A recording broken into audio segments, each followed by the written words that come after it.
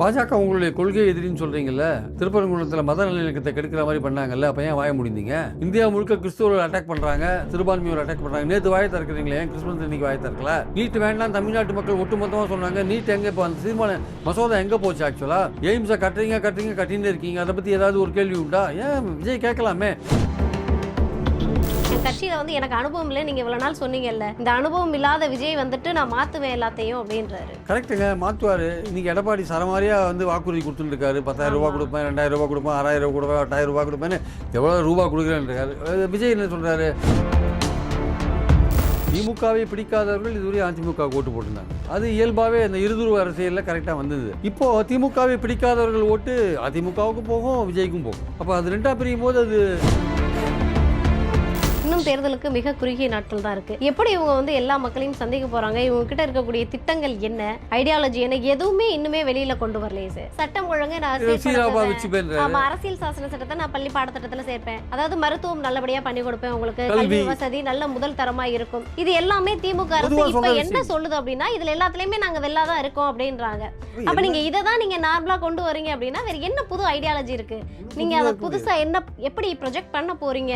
புதுசா எதுவும் இல்ல. சட்டியில் இருந்தால் தான் அகப்பையில் வரும்.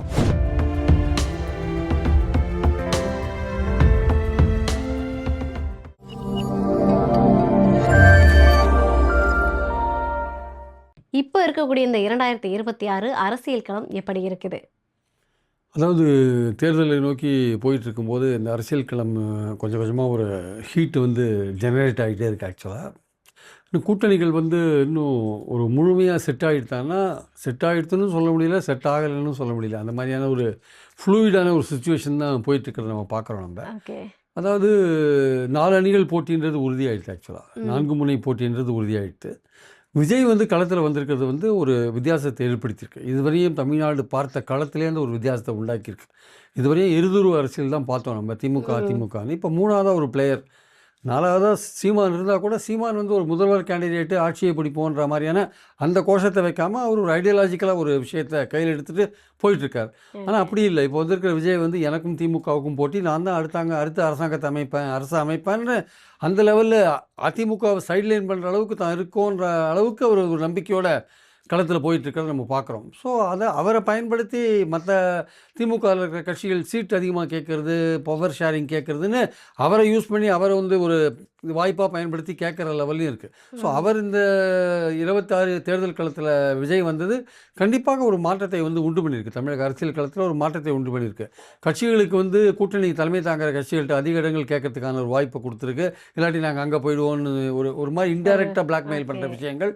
அப்புறம் பவர் ஷேரிங், விஜய் வந்து நான் பவர் ஷேர் கொடுப்பேன் அப்படின்னு சொன்னதுனால பவர் ஷேரிங் கேட்குற வாய்ப்பும் ஒன்று வந்திருக்கிறத நம்ம பார்க்குறோம். நம்ம அதே மாதிரி பார்த்திங்கன்னா வந்து அதிமுக இருதுருவ அரசியல்லேருந்து மாறி அங்கே திமுகவுக்கும் விஜய்க்குமான போட்டியாக இது மாறுமா அப்படின்ற ஒரு கேள்வி இங்கே வந்திருக்கு. ஆக்சுவலாக அதுதான் கள நிலவரமாக இருக்கா இப்போ? ஏன்னா விஜய் அவர்கள் நேற்று பேசும்போது கூட ஒரு விஷயத்த முன்வைக்கிறாங்க. என்ன அப்படின்னா, நாங்கள் வந்து போயிட்டுருக்க வண்டியில் வாண்டடாக சில கட்சிகள் வந்து வண்டியில் ஏறுது, சீரியஸாக போகிற போட்டியில் வந்து காமெடிக்கெல்லாம் இடம் இல்லைன்றத யார் அவர் வந்து குறிப்பிட்றாரு? நாம் தமிழரையா இல்லை அதிமுகவையான்ற ஒரு கேள்வி வருது. அதிமுக தான் குறிப்பிடுறாரு. நாம் தமிழரோட ஒரு டைரெக்டாக எந்த இடத்துலையும் முதல்ல நாம் தமிழர் வந்து திமுகவோட போட்டி, எங்களுக்கும் திமுக தான் போட்டி, நாங்கள் தான் அடுத்த ஆட்சியை பிடிப்போம்னு நாம் தமிழர் சொல்லவே இல்லை.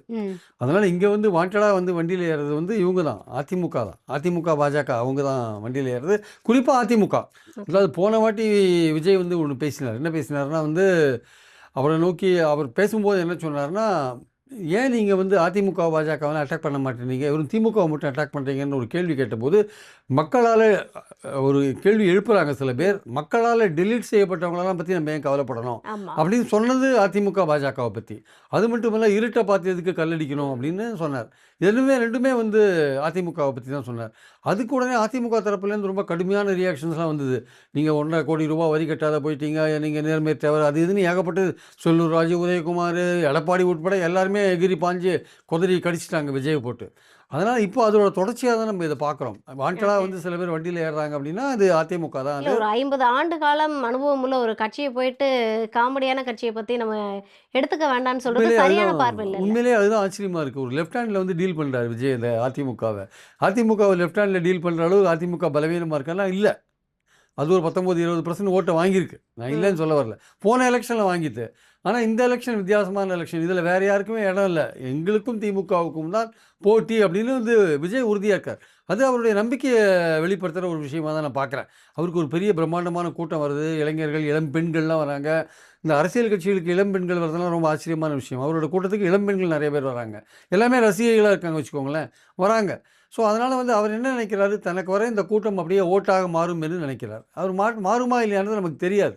இதை விட தலை போனாங்க அப்படின்னா இன்னும் பெண்களுடைய கூட்டம் அதிகமாக போகும் அப்படின்னு எதிர்பார்க்கப்படுகிறது. தலை போனால் இளைஞர்கள் கூட்டமும் நிறையா இருக்கும், இளம்பெண்கள் கூட்டமும் நிறையா இருக்கலாம். அவர் இன்னும் அரசியலில் வரலையே. இவர் தான் அரசியலில் வந்திருக்காரு. இவர் போகிறாரு, போகிற இடத்துல கூட்டத்தை பார்க்குறாரு. நமக்கும் வந்து பிரமிப்பாக இருக்குது. ஏன்னா நம்ம அரசியல் வரலாற்றில் பார்க்கும்போது, பல கூட்டங்களை பார்க்கும்போது எம்ஜிஆர் கூட்டத்துக்கு பெண்கள் நிறைய பேர் வருவாங்க. அதுவும் பெரும்பாலும் ஒரு மிடில் கிளாஸ் ஏஜில், அந்த ஏஜில் பெண்கள் வருவாங்க. ஒரு இளம்பெண்கள் வருதுன்றது ஒரு சினிமா, அந்த ஒரு நடிகரின் பால் வந்து ஒரு ரசிக மனப்பான்மையோட வரதுன்றது இவருக்கு வரதை நம்ம பார்க்குறோம். இவர் அரசியல் தலைவராக மாறினோடனே வரதை பார்க்குறோம். மற்றவர்களுக்கும் இருக்காங்க. அதுக்குன்னு வந்து தலைக்கு இளைஞர்கள், இளம்பெண்கள் ரசிகர்கள் இல்லாததில் இருக்காங்க. சூர்யாவுக்கு இருக்காங்க, தனுஷ்க்கு இருக்காங்க, சிவகார்த்திகேயன் இருக்காங்க, எல்லாருக்குமே தான் இருக்காங்க. அப்போ இப்போ இருக்கக்கூடிய அந்த கூட்டம்ன்றது ரசிகர் மனப்பான்மையில் தானே இருக்காங்க. இன்னும் வந்து அவங்க அரசியலாக்கி ஒரு தொண்டர்களாக வரலையே. அவங்கள அரசியல் மயப்படுத்துறதுக்கு விஜயே விரும்பலை. ஏன்னா விஜயே பல விஷயங்களை கருத்தையே சொல்ல மாட்டேங்கிறாரு. ஒரு ஒரு ரசிகர்களை எப்படி நீங்கள் அரசியல் மயப்படுத்துவீங்க? அவங்களோட நீங்கள் ஒரு அரசியல் உரையாடல் நடத்தணும். பல விஷயங்களை கருத்து சொல்லணும். நீங்கள் வந்து நேற்று தான் சொல்கிறீங்க, சிறுபான்மையோர் ரொம்ப முக்கியம், அவங்க மீது எந்த விதமான தாக்குதலை நாங்கள் அனுமதிக்க மாட்டோம், அப்படி இப்படின்னு நேற்று பேசுகிறார். கிறிஸ்துமஸ் அன்னைக்கு கிறிஸ்துவர்கள் மீது தாக்குதல் இந்தியா முழுக்க நடந்தது. அப்போ வாய முடிந்தார். சர்ச்சை மேலே அட்டாக் நடந்தது, வாய முடிந்தார். திருப்பரங்குன்றம் விஷயத்தில் வாய முடிந்தார். இந்த பட்ஜெட் விஷயத்தில் கருத்தே சொல்லாத இருந்தார். ஸோ இந்த மாதிரி பல விஷயங்களில் இப்போ மகாத்மா காந்தி அந்த திட்டத்தில் பேரை மாற்றி மகாத்மா காந்தி பேரெல்லாம் மாற்றினாங்க. அதை பற்றி ஒரு கருத்தும் சொல்லலை. கேட்டால் என்ன சொல்கிறார், இதெல்லாம் தமிழ்நாடு அரசியலுக்கு சம்மந்தப்படாத ஒரு விஷயம்ன்றார். ஏதோ ஒரு வகையில் இதெல்லாம் மக்கள் பாதிக்கப்படுறாங்க அப்படின்ற ஒரு விஷயம் அங்கே இருக்கிறத நம்ம பார்க்குறோம். நம்ம அதனால் அவரை பொறுத்த மட்டும் என்னென்னா வந்து அந்த ரசிகர்களை வந்து நீங்கள் அரசியல் மயப்படுத்தணும்னா நீங்கள் அவங்களோட ஒரு உரையாடல் நடத்தணும். முதல்ல நீங்கள் பேசினா தான் அவங்களுக்கு அது புரியும். விஜய் அவர்கள் வந்து சேஃப் ஜோன்லேயே இருந்து நினைக்கிறாங்க. அதிமுக ஊழல், திமுக ஊழல், ஸ்டாலின் சார் நீங்கள் என்ன ஃப்ரெண்டாக சொல்கிறீங்க, நீங்கள் கரூருக்கு என் மேலே குற்றஞ்சாட்டினீங்க, அதெல்லாம் வந்து நீங்கள் வந்து ஒரு இளைஞர்களை கவர்ற மாதிரி பேசுகிறது வேறு விஷயம். அவங்கள அரசியல் மயப்படுத்துறது நீங்கள் ஒரு உரையாடல் மூலமாக தான், ஒரு அரசியல் உரையாடல் மூலமாக தான் நீங்கள் அரசியல் மயப்படுத்த முடியும். ஒரு சமீபத்தில் ஒரு ஏஐயில் தயாரித்த ஒரு இது பார்த்தேன், ஒரு ஷார்ட்ஸ் ஒன்று பார்த்தேன். அதில் வந்து விஜய் சொல்கிற மாதிரி, ஒரு அம்மாட்ட சொல்கிற மாதிரி, நாங்கள் ஆட்சிக்கு வந்தோன்னே முதல் வேலை இன்கம் டேக்ஸ் ரைடு தான் திமுக ஆட்கள் மேலெல்லாம் அப்படின்றார். இன்கம் டேக்ஸ் எந்த சப்ஜெக்ட்டு, யாரோட சப்ஜெக்ட்டு? அது ஸ்டேட் கவர்மெண்ட்டோட சப்ஜெக்ட். அது சென்ட்ரல் கவர்மெண்ட்டோட சப்ஜெக்ட்டு. அது ஸ்டேட் கவர்மெண்ட்டுக்கு அதில் வேலையே கிடையாது. இவர் எடுத்த உடனே ஆட்சிக்கு வந்தால் முதல்ல இன்கம் டேக்ஸ் ரைடு வந்து நான் விடுவேன் அப்படின்னா அந்த ரசிகர்களுக்கு வந்து ஒன்றும் தெரியல. அது என்ன ஸ்டேட் கவர்மெண்ட்டுக்கு என்ன பவர்ஸ் இருக்குது, சென்ட்ரல் கவர்மெண்ட் என்ன பவர்ஸ் இருக்குது, யாருக்கு என்ன அதிகாரம் இருக்குது, யார் என்னென்ன செய்ய முடியும் தெரியல. அப்படி தான் அவங்க இருக்காங்க. அதான் நேற்று அவர் என்ன சொல்கிறாரு விஜய், நாங்கள் ஆட்சிக்கு வந்தால் வந்து பள்ளியிலேயே வந்து அரசியல் சட்டத்தை பற்றி நாங்கள் ஒரு படிப்பை கற்றுக் கொடுப்போம், எப்படி வங்கி கணக்குகள்லாம் எப்படி இப்போ இது பண்ணுறது, பயன்படுத்துறதுன்னு கற்றுக் கொடுப்போம்னா அந்த இளைஞர்களுக்கு வந்து கம்ப்யூட்டரில் நீங்கள் பெருசாக இருக்கலாம், பட் நடைமுறை அரசியல், நாட்டில் இருக்கிற அரசியல், நாட்டில் இருக்கிற சிஸ்டம் எப்படி போயிட்டுருக்கு சரியாக தெரியல எல்லாருக்கும். அதனால் அந்த ரசிகர்களும் அந்த மனப்பான்மையோடு தான் இருக்காங்க. அப்போ அவங்களை எப்படி நீங்கள் அரசியல் மயப்படுத்துவீங்க? அவருக்கு இருக்கிற டைமே ரொம்ப ஷார்ட்டாக இருக்குது. இப்போ எலெக்ஷன் வந்துடுச்சு, இந்த கேப்புக்குள்ளே நீங்கள் அவங்கள அரசியல் மயப்படுத்த முடியாது. முதல்ல நீங்கள் அரசியல் பேசினா தான் அவங்களும் அரசியல் உணர்வாங்க. ஆக்சுவலாக என்ன அரசியல் நடக்குது நாட்டில், ஏன் கிறிஸ்தவர்கள் அட்டாக் பண்ணப்படுறாங்க, ஏன் வந்து பாஜக ஆளுற மாநிலங்களை அட்டாக் பண்ணுறாங்க, இந்த பட்ஜெட்டில் வந்து நமக்கு என்னென்ன பிரச்சனை வந்திருக்கு, என்ன வந்து நமக்கு அட்வான்டேஜ் என்ன, டிஸ்அட்வான்டேஜ் என்ன, தமிழ்நாட்டுக்கு அதில் சொல்லியிருக்காங்களா சொல்லலை ஏதாவது, இதெல்லாம் நீங்கள் அப்படி சொன்னால் தானே அந்த ரசிகர்கள் உணர்வாங்க. எதுவுமே சொல்லாத திமுகவின் எதிரி அவங்கள வந்து ஆட்சியை விட்டாக்கட்டணும், அவங்க லஞ்சம் வாங்குறாங்க, எல்லாம் கரெக்டாக அவங்க ஊழல் செய்கிறாங்க, நீங்கள் எல்லாமே சொல்லுங்கள். ஆனால் உங்கள் ரசிகர்களை ரசிக மனப்பான்மையோடு நீங்கள் ஏன் வச்சுருக்கீங்கன்னா, உங்களை பார்க்கறதுக்கு விழுந்தடிச்சுன்னு வராங்க பார்த்தீங்களா, உங்களை பார்க்கறதுக்கு வரையும் அது ரசிகர்கள் தான். எனக்கு மாசு இருக்குன்னு காட்டுறதுக்காக மட்டுமே வராரா சார்? ஆமாம், அப்படி தான் தெரியுது பார்த்தா. உங்களை கேட்கறதுக்கு வராங்கன்னா தான் அவங்க வந்து அரசியல் மயப்படுத்தப்பட்டவங்களாம் மாறுவாங்க. உங்கள் பேச்சை கேட்கறதுக்கு வராங்கன்னா அவங்க தள்ளுமுள்ளே நடக்காதாங்க. ஆக்சுவலாக அமைதியாக இருந்து உங்கள் பேச்சை கேட்டு போவாங்க. ஆனால் உங்களை பார்க்கறதுக்கு முன்னடிச்சுன்னு வராங்க பார்த்தீங்களா, அது வந்து ரசிக மனப்பான்மை. அது ஆக்சுவலாக அந்த ரசிக மனப்பான்மையை அதை வந்து நீங்கள் அதை ஓரங்கட்டிட்டு அவங்கள வந்து நீங்கள் வந்து ஒரு அரசியல் மயப்படுத்த வேண்டிய அவசியம் இருக்குது. அதை நீங்கள் எப்போ பண்ண போகிறீங்கன்னு தெரியாது. அதுக்குள்ளே எலெக்ஷன் வந்துடுச்சு. இந்த எலெக்ஷனில் உங்களுக்கு அந்த மாஸ் வந்து ஓட்டு போடுமான்னு தான் தெரியல. எல்லாரும் முன்னாடி இருக்கிற பெரிய கேள்வி அதுதான். அந்த மாஸ் வந்து உங்களுக்கு ஓட்டு போடுமா, ஓட்டு போடாதா, உங்களுக்கு அந்த அந்த அந்த கூட்டத்தை வந்து ஓட்டாக கன்வெர்ட் பண்ணுற கட்டமைப்பு கீழே இருக்கா இல்லையா. ஸோ இந்த மாதிரி விஷயங்கள்லாம் பலது இருக்குது. அதனால் வந்து உங்கள் கேண்டிடேட்ஸ்லாம் வந்து திமுக அதிமுக கேண்டிடேட்டுக்கு ஈக்குவலாக இருக்காங்களா? பண வசதி ஆகட்டும், வேறு பாப்புலராக இருக்கிற விஷயங்கள் ஆகட்டும், அது மாதிரிலாம் இருக்குல்ல. இவங்கெல்லாம் எல்லாமே புதுசாக இருப்பாங்க. அவங்க கோடிக்கணக்கில் பல அனுபவங்களை பெற்று வருவாங்க. அதிமுக திமுக வேட்பாளர் அவங்களோட போட்டி போடுற அளவுக்கு நீங்கள் சமமாக இருக்கீங்களா? பல விஷயங்கள் இருக்குது. நீங்கள் விஜய்ன்ற முகம் வந்து எல்லார் வீட்லேயும் ஒவ்வொருத்தர் ரசிகர் இருக்காங்க. அவங்க அம்மா அப்பாவை வற்புறுத்தி ஓட்டு போட வச்சுருவாங்க நீங்கள் நினைக்கிறீங்க. அவங்க அம்மா அப்பா விஜய் பையன் சொல்கிற போது ஓட்டு போடுறாங்கன்னு எப்படி எதிர்பார்க்க முடியும்? அதெல்லாம் நம்பிக்கை தான் காரணம். அதனால் விஜயோடைய ஓட்டு எப்படி இருக்குன்னு நமக்கு தெரியல. செல்வாக்கு இருக்குது அப்படின்னு தெரியுது. ஓட்டு எப்படி விழுன்னு தெரியல. ஆனால் அவர் என்ன நினைக்கிறாரு, இங்கே அதிமுகன்ற ஒரு பார்ட்டியே கிடையாது. ம். நாங்க தான் இருக்கோம். எங்களுக்கு 30% ஓட்டு இருக்கு. திமுகவுக்கு நாங்க தான் போட்டி. எங்களுக்கும் திமுகவுக்கு தான் போட்டி. அப்படி மாத்தி கொஞ்சம் இன்னும் மாத்தி, நான் தான் தமிழ்நாடுன்ற லெவல்ல போயிட்டாரு அவரு நேத்து. தமிழ்நாடே நான் தான். என்ன நீங்க அசிங்கப்படுத்தினா தமிழ்நாட்டையே அசிங்கப்படுத்துற மாரி, என்ன நீங்க கேவலப்படுத்தினா தமிழ்நாட்டையே கேவலப்படுத்துற மாரின்னு, அவர் அசிங்கப்படுத்தின நயினார் நாகேந்திரனை பத்தி சொல்றாரு. திரிஷாவோட சேர்த்து நம்மள சொல்லிட்டாங்களேன்ட்டு அந்த இல்ல கோவத்துல அந்த சொல்றாரு. விஷயத்துக்கு கூட விஜய் அவர்கள் கருத்து தெரிவிக்கல. அதாங்க இதுலயுமே கருத்து அவரோட படம் ரிலீஸ் ஆகிறது டிலே ஆயிட்டு இருக்கு. பாஜக டிலே பண்ணிட்டு இருக்கு. ஜனநாயகன் அதுவே கருத்து சொல்லாத இருக்கார். அவர சிபிசிஐடி என்கொயரி அதுவே போயிட்டு இருக்கு. அதுல எந்த விதமான கருத்தும் சொல்லாத இருக்கார். கேட்டா என்ன சொல்றாரு? கரூர் விஷயத்துல வந்து நீங்க வந்து ஃப்ரெண்டுன்னு சொல்றீங்க. கரூர் விஷயத்துல என் மேல குற்றம் சொன்னீங்களேன்றாரு. அப்பட்டமான பொய் சொல்றாரு விஜய் ஆக்சுவலா.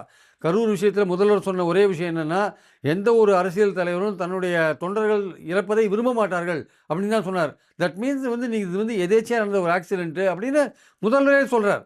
அத விட்டுட்டு இவர் வந்து என்ன ஏன் குறை சொல்றீங்க? என்ன அப்படின்னு அவர குறை சொல்லவே இல்ல. அப்போ வேணும்னு திசை திருப்புறார் விஷயத்த. ஸோ இதெல்லாம் விஜய் வந்து நேத்துல அந்த உருட்டுல பார்த்தீங்கன்னா, அந்த உருட்டுல பார்த்தீங்கன்னா, நெறைய அடிச்சு விட்டுருக்காரு அவர் பாட்டுக்கு. இல்ல ஏன்னா திமுக தான் ரசிகர்களுக்கு வந்து தேவை. அத திங்க் பண்றதுக்கான இதே இல்ல. ஸ்கோப்பே இல்ல ஆக்சுவலா. எல்லாமே பார்க்கறதுக்கு வந்த கூட்டமா இருந்தா என்ன பண்ண முடியும்? இல்ல சார், திமுக தான் வந்து தேவையில்லாத பால்டப்பா உருட்டிக்கிட்டு இருக்குது. ஏன்னா, இங்க நடக்கக்கூடிய எலக்ஷன் அப்படின்றது திமுகவுக்கும் இப்போ டிவிகேக்குமானது. இதுல எதுக்கு என்டிஏ வருது?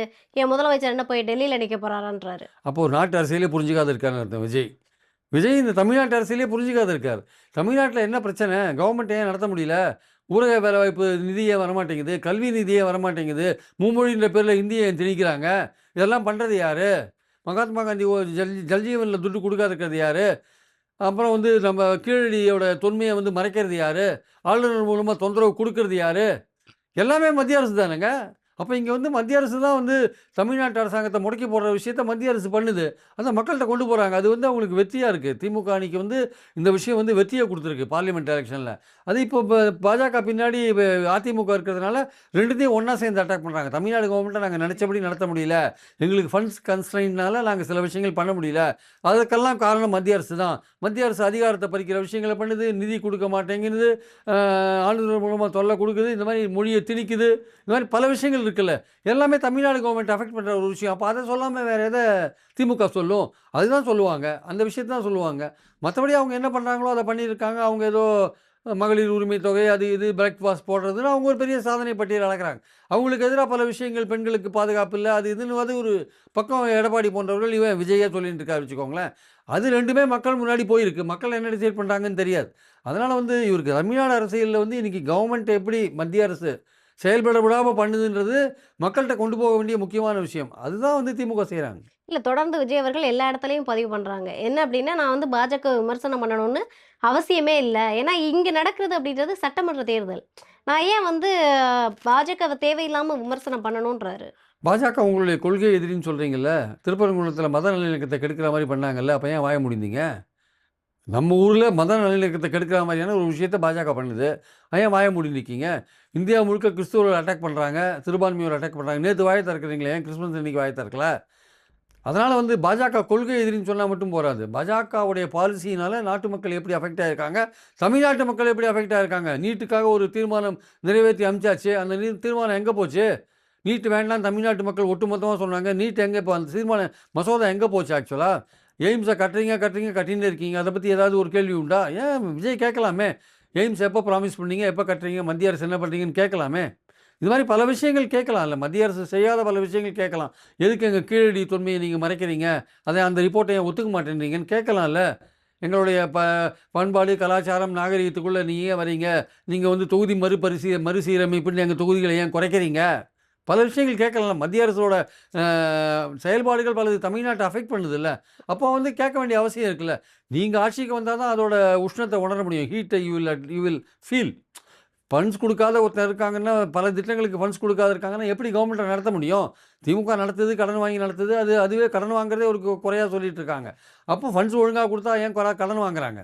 அவங்க பல திட்டங்களுக்கு ஃபண்ட்ஸே குடுக்காத இருக்காங்க. அப்போ நீங்க ஆட்சியில் இல்லாதபோது குறை சொல்றது ஈஸி. அதான் அண்ணா சொன்ன மாரி தான். நீங்க கரண்டியில வந்து எண்ணெய் இருந்தா நீங்க ரொம்ப ஜாக்கிரதையா கொண்டு போணும். கரண்டியில எண்ணெயே இல்லன்னு வச்சுக்கோங்க, வெறும் கரண்டியா இருந்துன்னு வச்சுக்கோங்க, கைய எப்படி வேணா ஆட்டிட்டு போலாம். இப்ப எதிர்க்கட்சிகள்லாம் கைய ஆட்டிட்டு போறாங்க. வெறும் கரண்டிய ஆட்டிட்டு போறாங்க. ஆளுங்கட்சிக்கு வந்து கரண்டியில எண்ணெய் இருக்கு. அது ஜாக்கிரதையா தான் போ வேண்டியதா இருக்கு. ஓகே. விஜய் அவர்கள் நேத்து ஒரு குட்டி ஸ்டோரி ஒண்ணு சொன்னாங்க. இதுவரைக்கும் வந்து சினிமா, அந்த மாரி ஆடியோ லான்ச்சஸ்ல தான் இந்த மாரி கதை சொல்றத வழக்கமா வச்சிருந்தாரு. முதல் முறையா வந்து களத்துல கதை சொல்லியிருக்காரு. ஏற்கனவே ஒரு 2 கதை முன்னாடியே சொல்லியிருக்காரு நெறையா. ஓகே. விக்கிரவாண்டியிலேருந்து ஆரம்பிச்ச கதை ஆ. சொல்லின்னு தான் இருக்காரு. இப்ப பார்த்தீங்கன்னா என்னன்னா, அனுபவம் மிக்கவர்கள்லாம் வந்து தலைய தொங்க போடுவாங்க. அப்படின்ற மாதிரி கன்க்ளூட் பண்ணியிருக்காரு. இத எப்படி பார்க்குறீங்க? இல்ல அந்த காளைன்ற தமிழ்நாடு காளைய வந்து தமிழ்நாடா சித்தரிச்சு, அந்த தமிழ்நாடு இவர் கைவசம் வந்துரும். ஒரு புல்ல குடுத்த புல்லுக்கட்ட உடனே காமிச்சா ஆமா. போதும் அப்படின்னு சொல்றாரு. புல்லுக்கட்ட காமிச்சா அந்த தமிழ்நாடு கைவசம் வந்துரும். அந்த தமிழ்நாடுங்கிற காளை கைவசம் வந்துரும். இப்போ அதுக்கு தேவை புல்லுக்கட்டு தான் அப்படின்ற மாரி ஒரு விஷயத்த அவர் சொல்லிட்டு போறாரு. அது கரெக்ட். இல்ல அவருடைய அதாவது அந்த இடத்துல வந்து அனுபவம் மிக்கவர்கள்லாம் வந்து தல தொங்கிருவாங்க. 2 வயசு சின்ன பையன்னா, என் கட்சியில வந்து எனக்கு அனுபவம் இல்ல. நீங்க இவ்வளோ நாள் சொன்னீங்கல்ல. இந்த அனுபவம் இல்லாத விஜய் வந்துட்டு நான் மாத்துவேன் எல்லாத்தையும் அப்டின்றாரு. கரெக்ட்டுங்க. மாத்துவாரு. இன்னைக்கு எடப்பாடி சரமாரியா வந்து வாக்குறுதி குடுத்துட்டு இருக்காரு. ரூ. 10,000 ஆமா. குடுப்பேன், ரூ. 2,000 குடுப்பேன், ரூ. 6,000 குடுப்பேன், ரூ. 8,000 குடுப்பேன்னு எவ்வளோ ரூபா குடுக்குறேன்ருக்காரு. விஜய் என்ன சொல்றாரு? நம்ம கல்வி, மருத்துவம் இந்த மாரி விஷயங்களுக்கு தான் நான் வந்து முன்னுரிமை குடுப்பேன் அப்டின்ற மாரி சொல்லி, இலவசங்கள வந்து அவர் அப்ரிஷியேட் ப ப ப பண்ணல. இது ஒத்துக்கிற மாரி தெரியல.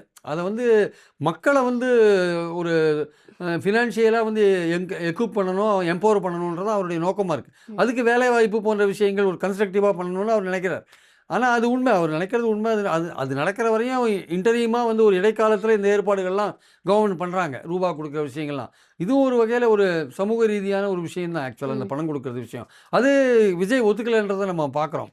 அதனால அரசாங்கம் நடத்துறதுன்றது என்டையர்லி வேற. இப்போ ஓகே. வாக்குறுதிகள் நீங்க என்ன வேணா குடுக்கலாம், என்ன வேணா பேசலாம். இப்போ நீங்க வெளியில இருந்துட்டு என்ன வேணா கவர்மெண்ட்ட நீங்க விமர்சனம் பண்ணலாம். Once you in the government நீங்க கவர்மெண்ட்டுக்குள்ள போயிட்டீங்கன்னா, அதுல ஏற்படுற நெருக்கடிகள சமாளிக்கிறது அது ஒரு தனி விஷயம் அது ஆக்சுவலா. ஓகே. அது வந்து நீங்க ஒன்ஸ் நீங்க பவர்ல உட்கார்ந்தா தான் அதோட அருமை தெரியும் உங்களுக்கு ஆக்சுவலா. வெளியில இருக்கிறவங்க நீங்க என்ன வேணா பேசலாம். அது உள்ள போன பிறகு தான் என்ன ரெஸ்ட்ரிக்ஷன் இருக்கு, எவ்வளோ தூரம் நம்ம ஆப்பரேட் ஆக முடியும், எவ்வளோ ஃபண்ட்ஸ் இருக்கு, எவ்வளோ அதிகாரங்கள் இருக்குல்லாம் பல விஷயங்கள் அதில இருக்கு. அதனால விஜய பொறுத்த மட்டும் வந்து அ அதிமுகவ சைட்லைன் பண்ணிட்டு தான் அந்த இடத்துல வந்துட்டு தான் சொல்றாரு.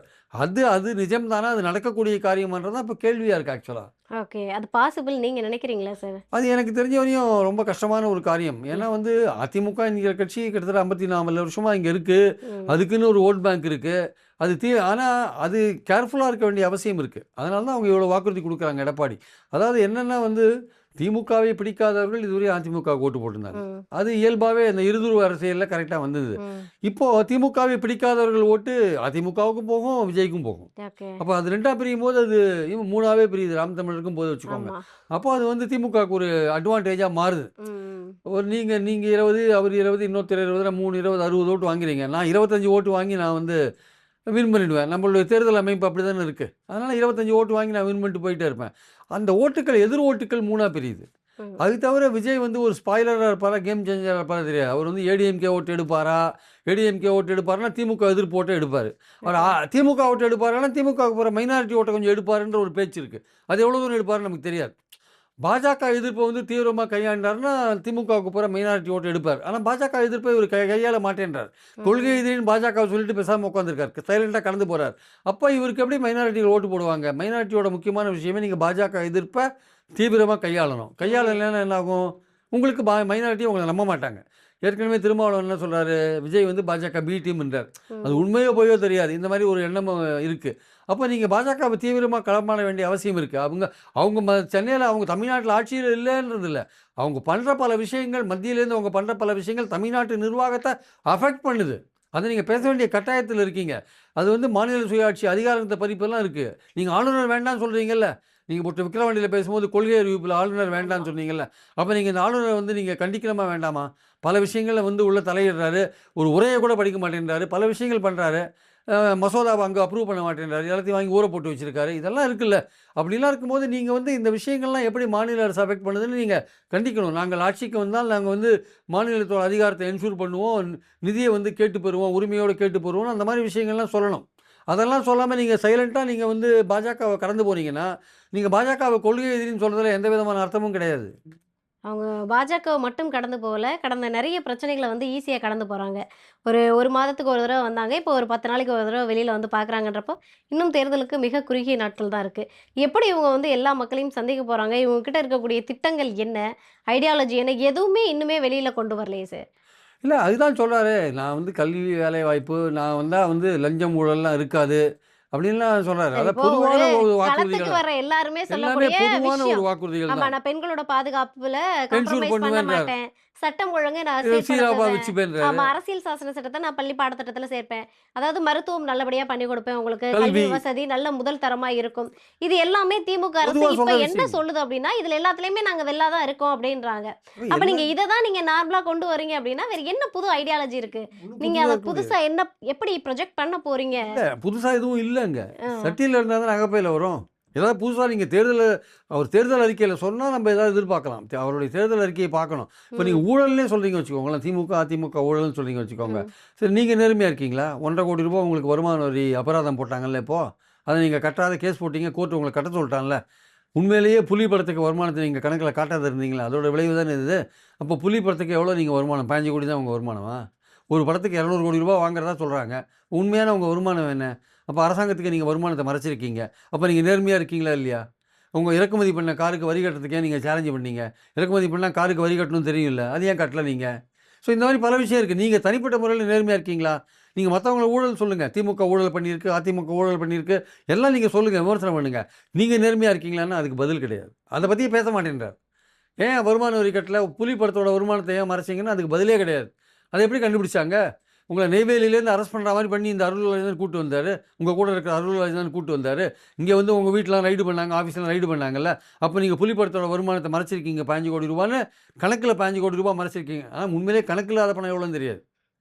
வருமானம் வந்து புலி படத்துக்கு உங்களுக்கு பேசப்பட்ட தொகை எவ்வளோன்னு தெரியாது. ம். அப்ப நீங்க மறைச்சிருக்கீங்கன்ற போது நீங்க நேர்மையா இருக்கீங்களா?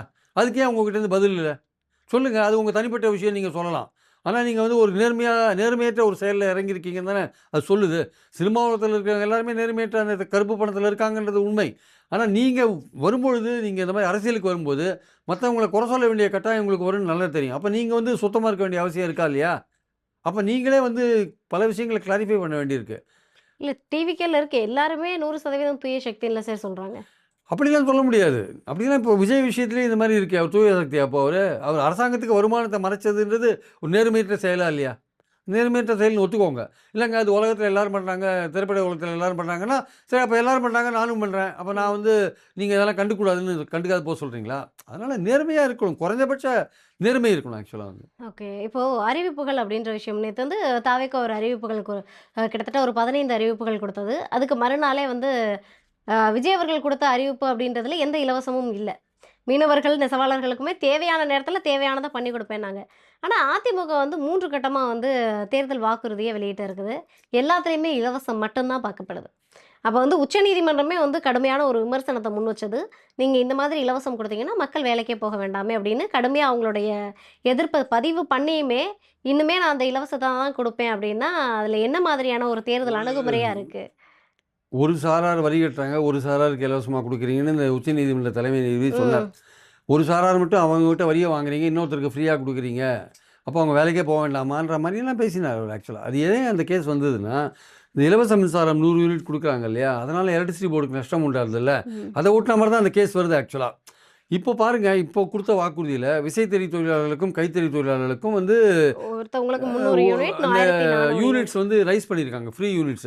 அது நிச்சயமா உச்சநீதிமன்றத்தில இத பத்தி பிரச்சனைகள் வரும். ஏன்னா ஓகே. கேஸ் இருக்கும்போதே இந்த மாரியான உறுதிமொழி குடுக்குற விஷயங்கள் இருக்குல்ல. அது கண்டிப்பா யாராவது ஒருத்தர வந்து உச்சநீதிமன்றம் கவனத்துக்கு கொண்டு போவாங்க. ஆனால் ஒரு அரசியல் கட்சி தேர்தல நோக்கி போகும்போது இந்த மாரிலாம் குடுக்கலாமா? வாக்குறுதியெல்லாம் குடுக்க முடியுமான்னா, குடுக்க முடியும். இயர்லி ஒன்ஸ் வந்து ரூ. 10,000 கருணை தொகையா அதாங்க அறிவிச்சிருக்கு. இதெல்லாம் குடுக்க முடியும். இதெல்லாம் அவங்களால குடுக்க முடியுமா? ஆட்சிக்கு வந்தா குடுக்க முடியுமான்னா, அது கேள்விக்குறி. ம். இவரே இதே எடப்பாடி என்ன சொன்னார்? ரூ. 1000 குடுக்கவே முடியாது. தமிழ்நாடு வந்து ரொம்ப பிரச்சனை. நிதி நிலைமை ரொம்ப கஷ்டம்னாரு. இன்னைக்கு நீங்களே தான் சொல்றீங்க ரூ. நேத்து கூட 10,00,000 அந்த 5000 குடுத்தத நீங்க விமர்சனம் சொல்றீங்க பண்ணியிருந்தாரு. 10,00,000 கோடி கடன்ல தமிழ்நாடு இருக்குன்னு நீங்க சொல்றீங்க. அத தான் ஒரு பிரச்சாரமா கொண்டு போறீங்க. தமிழ்நாடு கடன் ஏறிடுச்சுன்லாம் நீங்க பிரச்சாரம் பண்றீங்களே. இப்ப இவ்வளவு கடன் வச்சிருக்கிற மாநிலத்தில நீங்க குடுத்திருக்கிற தொகைக்கெல்லாம் தமிழ்நாடு பட்ஜெட்டோட தாண்டி ஒரு தமிழ்நாடு பட்ஜெட் சுமார் 4,00,000 கோடி வச்சுக்கோங்க. நீங்கள் சொல்லிருக்கிற அறிவிப்புக்கு எல்லாமே ஒரு 2-3 லட்சம் கோடி தேவைப்படும் போல இருக்குது வருஷத்துக்கு. 2.25 கோடி மக்களுக்கு குடும்ப கார்டு இருக்கிறவங்களுக்கு 10,000 கொடுத்தீங்கன்னா என்ன கணக்காகுது? அதே மாதிரி வந்து இலவச பஸ் பயணம் என்ன ஆகுது? அப்புறம் ரூ. 2,000 உரிமை தொகை என்ன ஆகுது? அப்புறம் வந்து மீனவர்களுக்கு உயர்த்தி கொடுக்குற தொகை என்ன ஆகுது? 8,000லேருந்து அப்புறம் 12,000 வேலையில்லா பட்டதாரிகளுக்கு நீங்கள் மாதம் 2,000 மாதம் கொடுக்குற மாசம். தொகை என்ன ஆகுது? இந்த மாதிரி தொகையை நீங்கள் பாட்டுக்கு ப்ராமிஸ் பண்ணி தான் போயிருந்தீங்க. அப்புறம் வருஷத்துக்கு 3 சில்லற வேணும்னு சொல்லியிருக்கீங்க. அது என்ன ஆகுது? அப்புறம் வந்து இருசக்கர வாகனம் பெண்களுக்கு 5 லட்சம் பெண்களுக்கு ரூ. 25,000 மானியம், அது என்ன ஆகுது? ஸோ இந்த மாதிரி நீங்கள் பல விஷயங்கள் சொல்லிட்டே போகிறீங்க. இதெல்லாம் கணக்கெடுத்தாலே 1,00,000 கோடிக்கு மேலே செலவாகும். எங்கேருந்து எடுப்பீங்க பணத்தை? எங்கேருந்து வாங்குவீங்க? நீங்கள் என்ன இப்போ பாஜக உங்கள் கூட இருக்கின்றதுனால மத்திய அரசு கிட்டேருந்து பணம் வாங்கிப்பீங்களா? இப்போ எப்படி இந்த ஆந்திரா கவர்மெண்ட் வந்து பாஜகவை மந்திரி சபையில் சேர்த்து இப்போ எல்லாத்தையும் பணத்தை வாங்கிட்டு இருக்காங்க. அவங்க ஒரு கண்டிஷனோட தான் பணம் கொடுப்பாங்க. அரசாங்கம் நீங்கள் ஆட்சிக்கு வந்தால் அரசாங்கத்தில் அவங்களுக்கு பங்கு கொடுக்கணும். பாஜக மந்திரி அங்கே இருந்தால் தான் உங்களுக்கு துட்டு கொடுப்பாங்க, இல்லாட்டி கொடுக்க மாட்டாங்க. அவங்க துட்டு கொடுப்பாங்க, நீங்கள் வாங்கி நல்லா ஜாலியாக செலவு பண்ணிட்டு உங்கள் கட்சியை வளர்க்குறதுக்கு அவங்க விடுவாங்களா அவங்க? நீங்கள் ஆட்சிக்கு வந்தால் பாஜகவுக்கு பவர் கொடுக்காத உங்களுக்கால மத்திய அரசு நிதி வாங்க முடியாது. ஓகே. ஆட்சிக்கு வந்தால் இவ்வளோ ப்ராமிஸ் பண்ணிருக்கீங்களே, இதெல்லாம் யாரை எதிர்பார்த்து ப்ராமிஸ் பண்ணிருக்கீங்க? சென்ட்ரல் கவர்மெண்ட் ஃபண்ட்ஸ் கொடுக்குன்னு தானே எதிர்பார்த்து பண்ணுறீங்க. தமிழ்நாடு கவர்மெண்ட் தான் கடனில் இருக்குன்னு நீங்களே சொல்கிறீங்களே. ம். அப்புறம் எப்படி நீங்கள் மேனேஜ் பண்ணுவீங்க ஃபண்ட்ஸை? அப்போ மத்திய அரசு கொடுக்கணுன்னா நீங்கள் ஆட்சிக்கு வந்தீங்கன்னா பாஜகவை கவர்மெண்ட்டில் சேர்க்காட்டி அவங்க கொடுக்க மாட்டாங்க. அப்போது நீங்கள் இதெல்லாம் கமிட் பண்ணுறது எல்லாமே பாஜகவை அரசாங்கத்தில் சேர்க்கறதுன்ற ஒரு முடிவு எடுத்தால் தான் நீங்கள் கமிட் பண்ண முடியும். முந்தி மாதிரி வெறும் பாஜக பைசா கொடுத்துட்டு பேசாமல் இருப்பாங்கன்னு சொல்ல முடியாது. இப்போ அவங்களுக்கு ஒரு நோக்கம் இருக்குது, அரசாங்கத்தில் பங்கு பெறணும். ஓகே. நம்ம பணம் கொடுத்தா நமக்கு அதனால பெனிஃபிட் வரணும். நம்ம கட்சியை வளர்க்கணும், தமிழ்நாட்டில் கட்சியை வளர்க்கணும். நாங்கள் பணம் கொடுத்து நீங்கள் வாங்கி செலவு பண்ணி உங்கள் கட்சியை வளர்க்குறதுக்கு நாங்கள் இல்லை. அதான் அங்கே ஆந்திராவில் தெளிவாக இருக்காங்க. ஆந்திராவுக்கு ஸ்பெஷல் பேக்கேஜ் எல்லாம் கொடுக்குறாங்க. மந்திரி சபையில் பாஜக ஆள் ஒருத்தர் அங்கே இருக்கார். ம். இங்கேயும் அதே மாதிரி இருந்தால் தான் கொடுப்பாங்க. அதிமுக அலோவ் பண்ணணும். பாஜக பவர் ஷேரிங்க்கு அலோவ் பண்ணால் தான் சென்ட்ரல்லேருந்து ஃபண்ட்ஸ் வரும், இல்லாட்டி வராது. இவர் சென்ட்ரல் கவர்மெண்ட் நம்பி தான் வந்து இவ்வளோ வாக்குறுதியும் கொடுக்குறாரு. ஓகே. ஆனால் அதெல்லாம் நடக்குமா இல்லையான்னு நமக்கு தெரியாது. ஆனால் அவர் கொடுக்கக்கூடாதுன்னு யாரும் சொல்ல முடியாது. ம். அவர் கொடுக்குறது அவரோட இஷ்டம். கொடுக்க முடியுமான்றது மக்கள் யோசிப்பாங்க. மக்கள்கிட்ட அவர் கொண்டு போவார், மக்கள் யோசிப்பாங்க. ஏற்கனவே கொடுத்துருக்கிற ஒரு கட்சி இருக்குது, உரிமை தொகை கொடுக்குற ஒரு கட்சி இருக்குது, கொடுக்குறேன்னு சொல்கிற ஒரு கட்சி இருக்குது. ரெண்டுமே யோசிச்சு பார்ப்பாங்க மக்கள். கொடுக்குறவன் பெஸ்ட்டாக, கொடுக்க போகிறேன்னு சொல்கிறவன் பெஸ்ட்டான்னு யோசிப்பாங்க. அவரோட கூட்டணியே பலவீனமாக இருக்குது, அதிமுக கூட்டணியே. முந்தி மாதிரி இல்லை. முந்தி வந்து 21ல் அதிமுக பாஜக கூட்டணி, பாமக ஃபுல் பாமக இருந்தது. இப்போ பாமகவே பிளவுபட்டு கிடக்கு ஆக்சுவலாக. அதில் வந்து இப்போ தான் தினகரன் சேர்ந்திருக்கார். தினகரன் ஓட்டுன்றது எடப்பாடி எதிர்ப்பு ஓட்டு. அது தினகரனோட போகுமான்றது சந்தேகமாக இருக்குது. அப்போ என்டிஏக்கு அது பெனிஃபிட் ஆகுமா இல்லையான்னு தெரியாது. அதிமுகவே பலமாக இல்லை. சசிகலா வெளில இருக்காங்க, ஓபிஎஸ் வெளில இருக்காங்க. சவுத்தில் பல அவங்க ஓட்டுக்கள்லாம் அதிமுகவுக்கு வருமானு தெரியாது. அப்போது உங்கள் கூட்டணி பலமாக இருக்கவே நீங்கள் இவ்வளோ வாக்குறுதிகள் கொடுக்க வேண்டிய கட்டாயத்துக்கு தள்ளப்படுறீங்க. இந்த மாதிரி பணமாக கொடுத்தாலாவது நமக்கு மக்கள் ஓட்டு போடுவாங்களான்னு நீங்கள் டெஸ்பரேட்டாக இருக்கீங்க. ரொம்ப விரக்தியாக, ரொம்ப ஏதாவது ஓட்டு போட்டு தீரணும்னு ஒரு விரக்தியில் வந்து இது பண்ணுற விஷயங்களா நான் பார்க்குறேன் ஆக்சுவலாக வந்து. ஓகே. அதனால் இது ஓட்டு அவருக்கு சொல்கிறதுக்கு உரிமை இருக்கான்னா கண்டிப்பாக எடப்பாடிக்கு இது மாதிரி உறுதிமொழி கொடுக்கறதுக்கெல்லாம் வந்து உரிமை இருக்குது. மக்கள் எந்த அளவுக்கு இதை நம்புகிறாங்க, ஓட்டு போட போகிறாங்கன்றதை பொறுத்து தான் பார்க்கணும்.